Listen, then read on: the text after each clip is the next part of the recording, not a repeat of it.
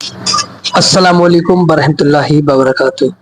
دوستو اس بار ہم آپ کے لیے مفتی سلمان رضا اظہری کا بیان لے کے آئے۔ ہاں دوستو، مفتی سلمان رضا اظہری بتائیں گے کہ کربلا میں کیا کیا ہوا تھا۔ دوستو، امام حسین کو کربلا میں کیوں جانا پڑا، کیا مجبوری تھی کربلا میں گئے تھے۔ تو دوستو بہت ہی پیارا بیان ہے اور یہ بیان سننا بھی ضروری ہے تاکہ ہمیں سچ میں پتہ لگ سکے کہ کربلا میں کیا کیا ہوا تھا۔ تو دوستو ویڈیو شروع کرتے ہیں، دیکھو کہ امام حسین کو کوفہ کی طرف آنے مت دینا، کسی اور راستے کی طرف لے جاؤ، کسی اور راستے کی طرف وہ زبردستی لے گیا۔ پھر وہ میدان آیا جس کو کربلا کہا جاتا ہے، امام حسین وہاں اتر گئے اور ایسی جگہ پر آپ کو اتارا گیا جہاں پانی نہ ملے۔ دریا کے اوپر سارے یزیدی فوج کا قبضہ۔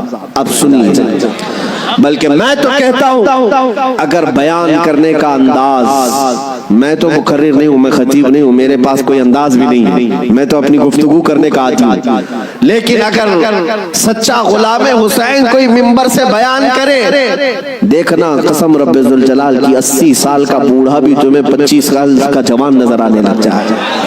اس کا جذبہ جوان نظر آئے گا۔ مولا حسین کے واقعات سننے کے بعد میں آپ کو بتاتا ہوں، سیدنا امام علی مقام مکہ سے نکل کر کے کوفہ جا رہے تھے۔ بہتوں نے منع کیا آپ کو، لیکن آپ کے سامنے کوفہ کے خطوط موجود تھے، اتمام حجت کے لیے آپ تشریف لے جا رہے تھے۔ بیچ راستے میں کوفہ کا گورنر عبیداللہ ابن زیاد، حر بن یزید، یہ نام یاد رکھیں، حر بن یزید الریاحی کو 1000 کا لشکر دے کر بھیجا کہ حسین کا راستہ روک لو اور انہیں کوفہ کی طرف آنے نہ دو۔ دائیں بائیں ادھر ادھر چلاتے رہے۔ حر بن یزید کوفہ پہنچنے سے کافی پہلے ہی مولا حسین کا راستہ روک لی۔ توجہ چاہتا ہوں، حر بن یزید کس کی طرف سے آیا؟ وہ سپہ سالار تھا، یزیدی فوج کی طرف سے آیا ہوا، 1000 کا لشکر لے کر آیا۔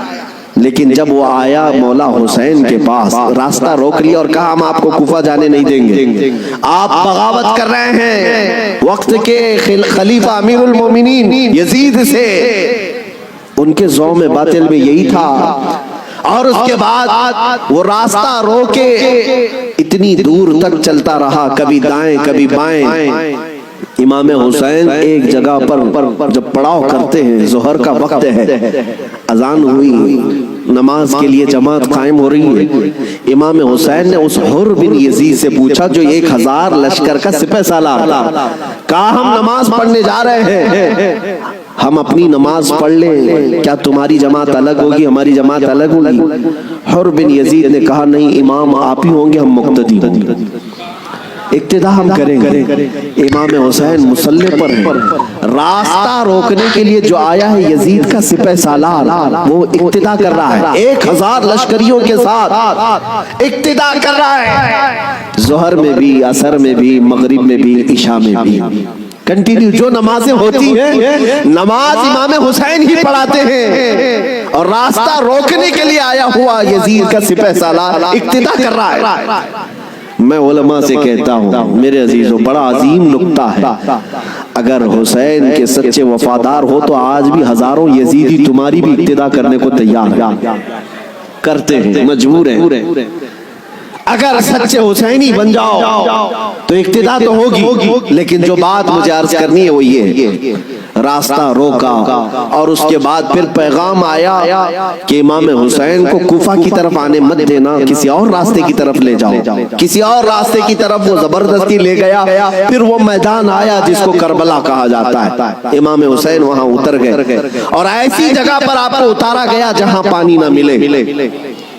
دریا کے اوپر سارے یزیدی فوج کا قبضہ۔ اب سنیے، محرم کا مہینہ ہے، 7ویں آ گئی، 8ویں آ گئی، اس کے بعد یہ صلح مصالحت کی بھی باتیں چلتی رہی۔ امام حسین نے پیغام بھیجا تھا عبیداللہ ابن زیاد کو، 3 آپشن دیے تھے، کوئی قبول کر لو، لیکن وہ ظالم آپ کے خون کے در پہ تھے، مانے نہیں، 4000 کا لشکر دے کر بھیجا، پھر اس کے بعد تقریباً 15000 کا لشکر دے کر بھیجے، 15000 یا 16000 کا لشکر دے کر دوبارہ بھیجے۔ اب یہ 9ویں محرم آئی ہے، توجہ چاہتا ہوں، 22000 کا لشکر، امام حسین نے خطبہ دیا، کہ میں تمہارے پاس جنگ کرنے کی نیت سے نہیں آیا، تم میری عظمت نہیں جانتے؟ میں فاطمہ زہرا کا بیٹا ہوں، حیدر کرار کا نور نظر ہوں، رسول اللہ کا نواسا ہوں، میرے خون سے اپنے ہاتھ رنگین نہ کرو، ان پر کوئی بات اثر نہ کرے۔ اس کے بعد حر بن یزید جو 1000 کا لشکر لے کر سب سے پہلے راستہ روکنے آیا تھا، وہ یزیدیوں کے پاس آیا اور کہا ان کی ایک بات تو مان لو، وہ جنگ کرنے نہیں آئے، اگر وہ صلح چاہتے ہیں تو ختم کر دیتے معاملہ۔ لیکن یزیدی فوج کے جو بڑے سپہ سالار تھے، عمرو بن سعد یا شمر، ان لوگوں نے کہا اے حر، تجھے مصالحت کرنے کے لیے نہیں بھیجا گیا ہے، تجھے فوجی بنا کر بھیجا گیا ہے، لڑنا ہے تو ہمارے ساتھ لڑو ورنہ یہاں سے دفع ہو جاؤ۔ جب یزیدی فوج کے بڑے سپہ سالاروں نے حر بن یزید کی بات نہیں مانی تو سنو، پورے مجمع میں وہی حر جو یزید کا سپہ سالار تھا اعلان کرتا ہے تمہاری سپہ سالاری تمہیں مبارک ہو، میں حسین کے خیمے میں جاتا ہوں۔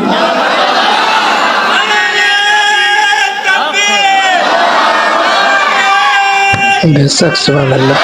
توجہ، حر بن یزید نے کہا مجھے اب نظر آ رہا ہے کہ حق اور حقانیت حسین کے خیمے کی طرف ہے، مجھے جانے دیں۔ ان لوگوں نے کہا تم جا سکتے ہو۔ حر بن یزید کو پتا تھا حسین کے ساتھ جانے کا کیا انجام ہو سکتا ہے، 22,000 کا لشکر جرار ہے اور ادھر صرف 80-82 لوگ ہیں، ایسے وقت میں ایک چھوٹی جماعت کا ساتھ کون دے سکتا ہے جہاں بھاری بھرکم لشکر سامنے موجود ہو؟ میرے عزیزوں، ایک چھوٹی جماعت کا ساتھ صرف وہی دے سکتا ہے جس کے سینے کو مولا ہدایت کے لیے کھول دیتا ہے۔ میں نے دیکھا ہے مصیبتوں کے وقت کون ہمارے ساتھ کھڑا ہو سکتا ہے۔ لوگوں کی نظروں میں بہت بڑی بڑی حکومتیں ہوتی ہیں، ارے بہت سارے لوگ تو ڈر جاتے ہیں ان کے ساتھ کھڑے ہو جائیں، فوٹو میں آ جائیں گے تو کل کیس ہمارے اوپر بھی ہو جائے گا۔ میرے عزیزوں، میں اپنی بات نہیں کرتا، لیکن ایک بات ضرور ہے، حق جماعت اگر اقلیت میں بھی کیوں نہ ہو، اللہ کی مدد آج یا کل اسی کے ساتھ ہوگی۔ اگرچہ آج وہ مظلوم نظر آئے لیکن اللہ تعالیٰ غالب فرمائے گا۔ حسین اعظم کے پاس حر بن یزید آ گئے۔ جس بات کی طرف میں تمہیں لے جا رہا ہوں اس کے لیے اتنا لمبا واقعہ بیان کرنا پڑا، جو اصل لب لباب ہے، جو خلاصہ ہے اس واقعے کا، وہ ابھی عنقریب بیان کرتا ہوں۔ نوجوانوں توجہ سے سنو، توجہ۔ حسین ابن علی رضی اللہ تعالیٰ عنہ کے پاس آ گیا حر بن یزید، قدموں میں گرا، کہا مولا مجھے معاف فرما لے، میں نے راستہ روکا آپ کا، میں آپ کو مجبور کیا اس میدان میں آنے کے لیے، لیکن میں آپ کے ساتھ اب اس وقت تک رہوں گا جب تک میری آخری سانس نہ آ جائے، میں آپ کی حمایت میں لڑوں گا۔ امام حسین نے اس سے کہا حر کہ میں نے تجھے معاف کر دیا، لیکن جا تو اپنے بیوی بچوں کے ساتھ، میری اس چھوٹی جماعت کے ساتھ رہے گا تو جان کا خطرہ ہے۔ حر بن یزید نے کہا میں نے جو راستے میں آپ کے ساتھ کیا اس کا کفارہ جان دینے سے بھی میں سمجھتا ہوں ادا نہ ہو پائے، اس لیے میں آخری سانس تک آپ کے ساتھ رہوں گا۔ رہا ساتھ میں، 10ویں محرم آ گئی۔ اب جو بیان کرنا ہے توجہ سے، جانتے ہیں صبح نکارہ بجا، طبل بجے، ادھر جنگ کی ابتدا ہوئی، یزیدیوں کی طرف سے عمرو بن سعد نے پہلا تیر چلایا اور اعلان کیا کہ ہم حسین ابن علی کے ساتھ جنگ شروع کر چکے ہیں۔ جنگ جب شروع ہو گئی، امام حسین رضی اللہ تعالیٰ عنہ کے اہل بیت کو کسی نے اترنے نہیں دیا، جو آپ کے ساتھی تھے، جو آپ کے ساتھ آئے ہوئے تھے، جو اہل بیت سے نہیں تھے۔ 5 صحابی رسول بھی ہیں مولا حسین کے ساتھ، صحابی رسول بھی تھے، وہ جب تک ساتھی رہے خاندان حسین سے ایک کو بھی میدان میں آنے نہیں دیں۔ اور جانتے ہیں اس میدان کربلا میں پہلے اترنے والا کون تھا؟ وہی حر بن یزید، اور کس کی جانب سے؟ امام حسین کی طرف سے۔ ایک بات مولا قدیر و جبار کی تمہیں سمجھنا پڑے گا، اگر وہ ہدایت دینے پر آئے تو کفر کی طاغوتی طاقتوں میں سے بھی کسی کو ہدایت دے کر کے اس کو پاسبان اسلام بنا سکتا ہے۔ اور کبھی گمراہ کرنے پر آئے تو کعبہ کے قریب رہ کر کے بھی کوئی گمراہ ہو سکتا ہے. ہاں یہ بات سمجھ کر کے چلو. جب مولا تعالیٰ ہدایت دیتا ہے، ہم نے یہاں پر بھی دیکھا ہے کہ بابری مسجد کو شہید کرنے والے آتنکی بہت سارے تھے، لیکن ہم نے برسوں بعد ایک شخص کا نام سنا تھا کہ وہ دائرہ اسلام میں آیا اور نمازی بھی بنا، پابند بھی بنا، داڑھی بھی رکھا، بلکہ تبلیغ اسلام بھی کرتا رہا، تبلیغ اسلام بھی کرتا رہا. اور وہ یہ کہتا رہا ایک زمانہ وہ تھا جب میں ہتھوڑا لے کر کے گنبد کو توڑ رہا تھا، لیکن آج ایک زمانہ یہ ہے کہ میری پیشانی ہر جگہ سجدہ الہی کے لیے جھک جایا کرتی. مولا جس کو جہاں سے چاہے ہدایت عطا فرمائے. حر بن یزید امام حسین کی طرف سے پہلے میدان میں اترنے والے. اب میں آتا ہوں اسی بات پر جس کے لیے میں اتنا لمبا واقعہ آپ کو سنایا. مقابلہ دو بدو تھا، ایک کے بعد دیگرے مقابلہ تھا. حر بن یزید جب گھوڑے پر سوار ہو کر مقابلے کے لیے آیا تو یزیدیوں کی طرف سے پہلوان آتے رہے، سپاہی آتے رہے، مقابلہ کرتے رہے. یہ تنہا حر بن یزید کا مقابلہ صبح سے لے کر کے دوپہر تک چلتا رہا. باقی بہت سارے مقابلے ہوئے، تھوڑی تھوڑی دیر کے بعد سب جام شہادت نوش کرتے رہے، یہ زوال کے بعد. لیکن حر بن یزید کا مقابلہ صبح سے چلتا رہا. اور میں نے جب تاریخ میں یہ بات پڑھی تو مجھے حیرت ہوئی کہ تنہا حر بن یزید اکیلے گھوڑے پر آیا اور یزیدیوں سے ایک کے بعد دیگرے لڑتا رہا. گھنٹوں کے مقابلے کے بعد جن لوگوں کو حر بن یزید نے مارا تھا ان کی لاشیں گنی گئی تو 120 لاشیں پڑی ہوئی تھی. یہی بات مجھے کرنا، یہی بات مجھے کرنا. تنہا ایک حسینی 120 کو مار گرا سکتا ہے کربلا کے میدان میں. تم صرف یہ سنتے ہو کہ حسین اعظم کے بچے شہید ہو گئے، لیکن حسینیوں نے جن کو کاٹا ہے وہ کیوں نہیں سنتے؟ وہ کم نہیں تھے، بہتوں کو فنا فی النار کیا. اب جو بات کہنی ہے وہ یہ ہے، حر بن یزید خاندان حسین سے نہیں ہے، اہل بیت سے نہیں ہے، انصار میں سے بھی نہیں ہے جو ساتھی وہاں سے آئے تھے، بلکہ ایک دن پہلے توبہ کر کے حسینی بنا تو دوسرے دن کی طاقت کا حال یہ ہے.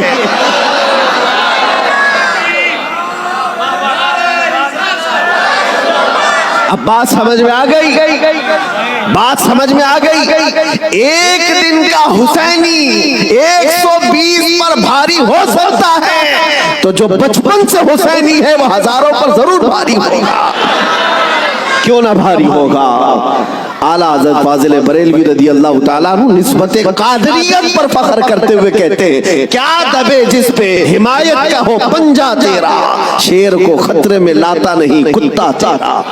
عزیزان گرامی، نسبت قادریت پر جب اتنا فخر ہے تو نسبت حسینی پر کتنا فخر ہو.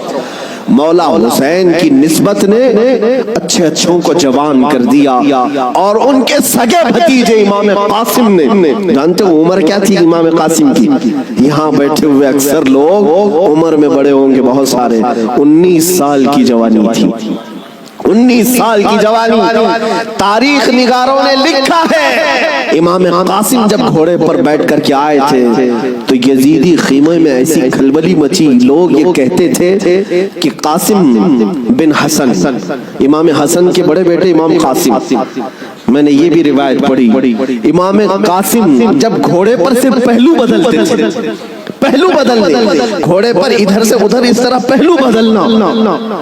تو یزیدی خیمے میں کے لوگ کہتے ہیں جب قاسم بن حسن گھوڑے پر پہلو بدلتے تھے تو ایسا لگتا تھا کہ بجلی چمک رہی ہے، بجلی چمک رہی ہے. یہ خوف سینوں میں ہزاروں کے ہونے کے باوجود کس نے طاری کیا؟ میرے عزیزو، وہ رب ذوالجلال ہے، غالب حکمت والا، جس نے قرآن میں فرمایا وَلَا تَهِنُوا وَلَا تَحْزَنُوا وَأَنْتُمُ الْأَعْلَوْنَ إِن كُنتُم مُؤْمِنِينَ. تم گھبراؤ مت، پریشان مت ہو. मौला फरमाता तुम ही गालिब रहोगे अगर तुम सच्चे ईमान वाले हो, अगर तुम मेरे मुस्तफा करीम सल्लल्लाहु अलैहि वसल्लम के सच्चे गुलाम हो।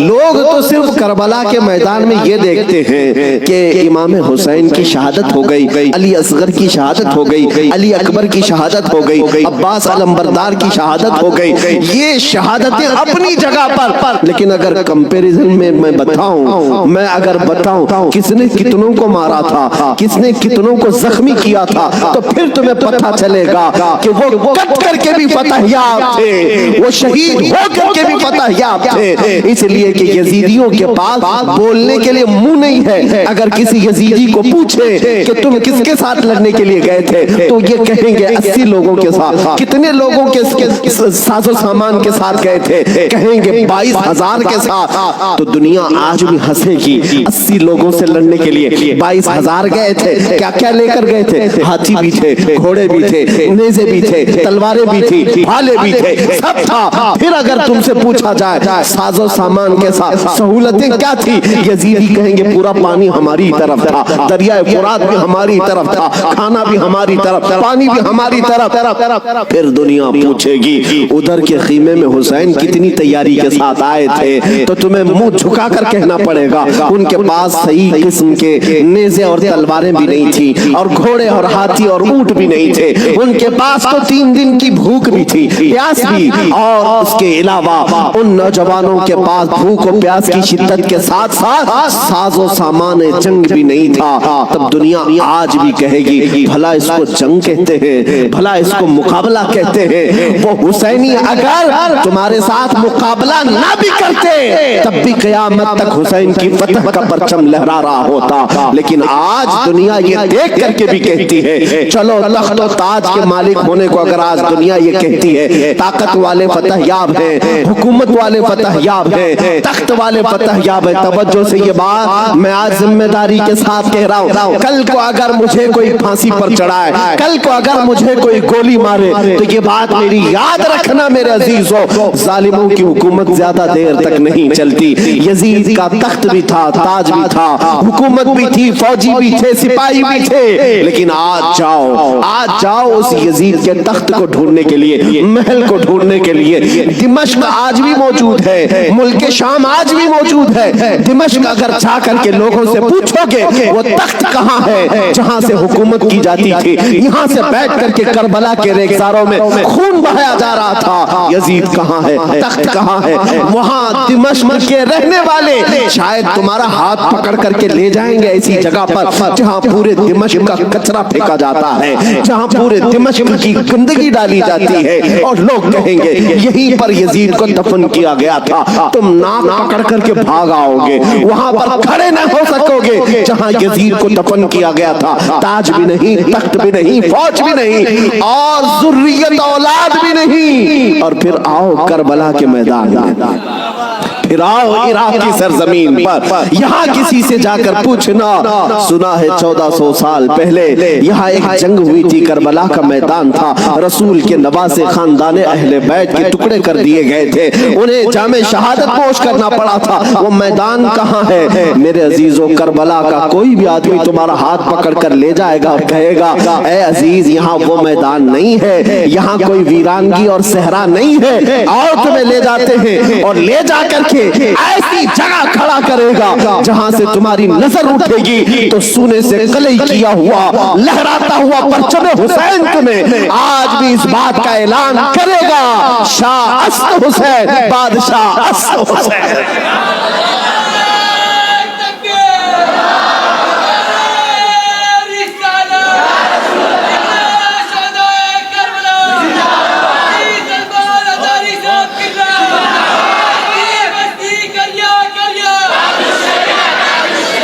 जानते हो बहुत सारे बच्चे, बहुत सारे नौजवान किसी न किसी शख्सियत को अपना आइडियल बनाते हैं बचपन से। अल्हम्दुलिल्लाह मैं ये तहदीस नेमत के लिए कह रहा हूँ, अल्लाह मेरी माँ को सलामत रखे, जिनसे मैंने वाक़यात सुने हैं तो खालिद बिन वलीद के सुने थे। और हमारे आइडियल जो बुजुर्ग हैं उसमें मौला इमाम हुसैन है, हमने उनको आइडियल बनाया है, आप भी बना लो। इसलिए कि इन लोगों को जिसने ज़मीन बोली फलक बोला,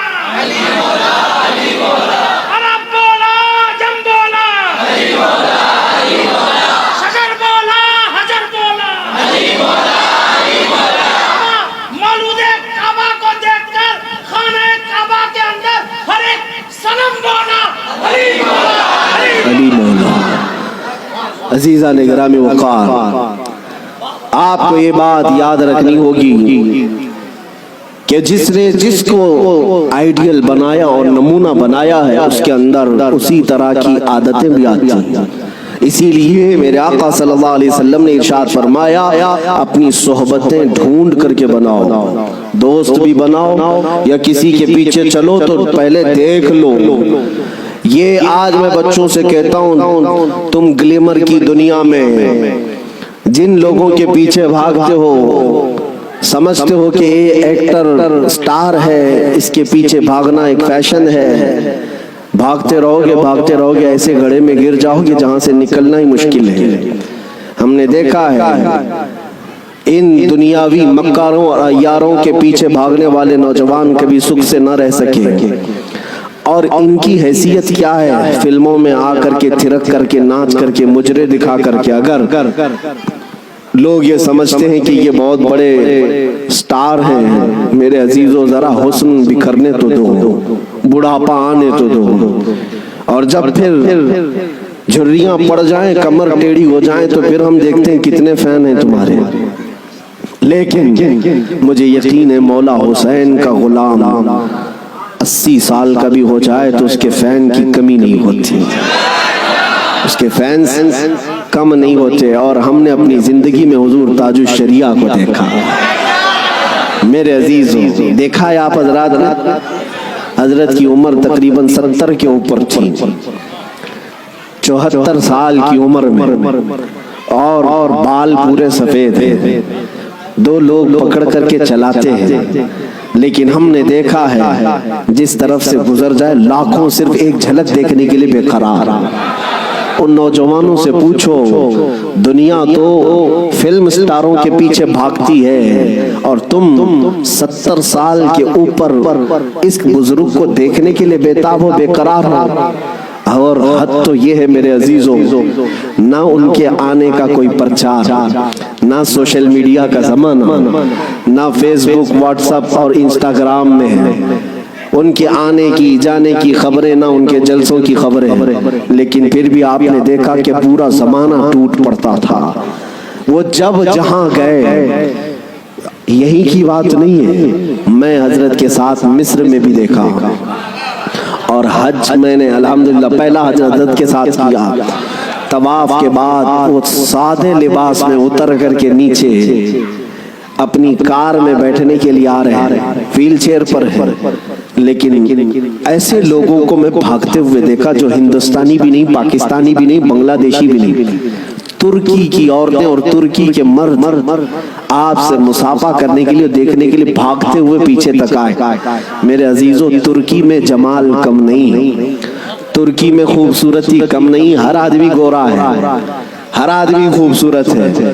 اگر کوئی یہ سمجھتا ہو کہ حضور تاج الشریعہ کو لوگ اس لیے دیکھنے کے لیے آتے تھے کہ نہایت ہی رنگ کے آپ حسین و جمیل تھے، میرے عزیزوں، ترکیوں کے پاس حسن ہے، شامیوں کے پاس حسن ہے، مصریوں کے پاس حسن ہے، لیکن ان کو بھی ہم بے تاب و بے قرار دیکھا ہے، ہم نے دیکھا ہے۔ اسی وقت ہم نے، میرے پڑھنے کا زمانہ تھا، ان ترکیوں سے میں نے پوچھا تھا، وہ صحیح طریقے سے عربی بھی نہیں جانتے اور صحیح طریقے سے انگلش بھی نہیں جانتے، لیکن ٹوٹی پوٹی جو بھی ان کو عربی آتی، ہم نے پوچھا ان کو جانتے ہو، ان کو جانتے ہو، ان کو ملنے کے لیے تم دوڑے آئے؟ کہا جانتے تو نہیں، فوٹو میں کبھی دیکھا، فوٹو تو ہوتا ہی، کہیں کوئی ویڈیو دیکھا؟ نہیں۔ پھر کیوں؟ کہتے ہم نے طواف میں بیٹھے بیٹھے دیکھا، ان کی طرف ہمارا دل کھینچا جا رہا تھا۔ میرے عزیزوں، جو حسین اعظم کا غلام ہو، غوث پاک کا سچا غلام ہو، مولا کریم اس کے چہرے میں یہ کشش رکھتا ہے، چاہے وہ 80 سال کا ہو یا 90 سال کا ہو، وہ دنیا کو اپنی طرف کھینچ لیتا ہے، وہ کھینچ لیتا ہے۔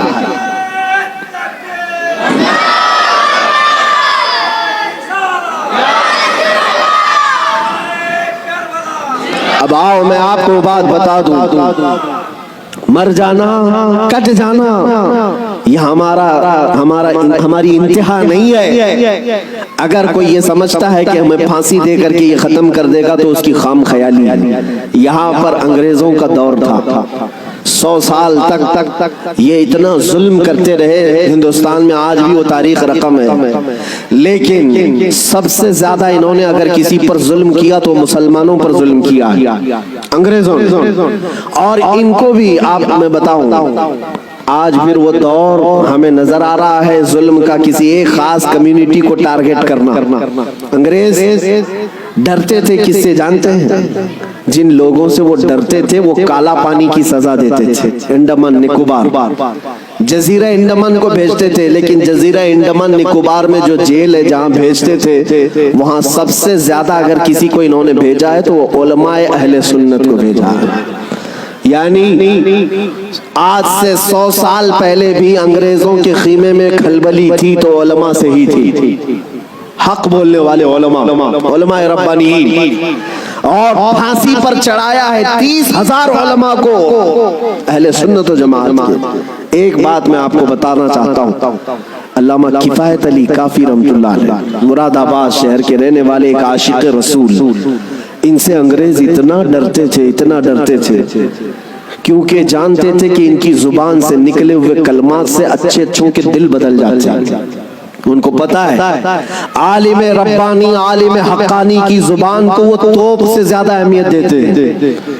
کوئی توپ اور بندوق سے مارے اس سے زیادہ اہمیت ان کو ایک عالم ربانی کی زبان سے نکلے ہوئے حق جملے. اسی لیے کفایت علی کافی کو گرفتار کرنے کے لیے جانتے ہیں کتنے لوگ آئے تھے؟ انگریز فوج کے 3,000 لوگ آئے تھے ایک عالم کو گرفتار کرنے کے لیے. ہمیشہ دنیا کے ظلم نے یہ بتایا ہے کہ یہ بزدل ہوتے ہیں. ہمیشہ بتایا ہے انہوں نے کہ باطل خیموں میں اکثر مادہ ہوتے ہیں, ان میں شیر نر نہیں ہوتا. ایک اہل سنت و جماعت کے عالم ربانی کو گرفتار کرنے کے لیے 3,000 کی فوج آئی اور گرفتار کیا, اور انہیں گرفتار کر کے سزائیں کیا دی تھی جانتے ہیں؟ ان کے جسم پر گرم استری پھیری جاتی تھی, اور جب ان کی چمڑی جل جاتی تھی تو نمک چھڑکا جاتا تھا. تو دوستو سنا آپ نے مفتی سلمان رضا اظہری کا کتنا پیارا بیان تھا. ہاں دوستو, اس سے ہمیں کیا سیکھنے کو ملا ہے؟ اگر اللہ کسی کو بھی ہدایت دینا چاہے تو وہ چاہے کیسا بھی ہو, اللہ اسے ہدایت دے سکتا ہے. تو دوستو ویڈیو اچھا لگا تو ویڈیو کو لائک کریں, چینل کو سبسکرائب کریں. ملتے ہیں نیکسٹ ویڈیو میں. السلام علیکم ورحمۃ اللہ وبرکاتہ.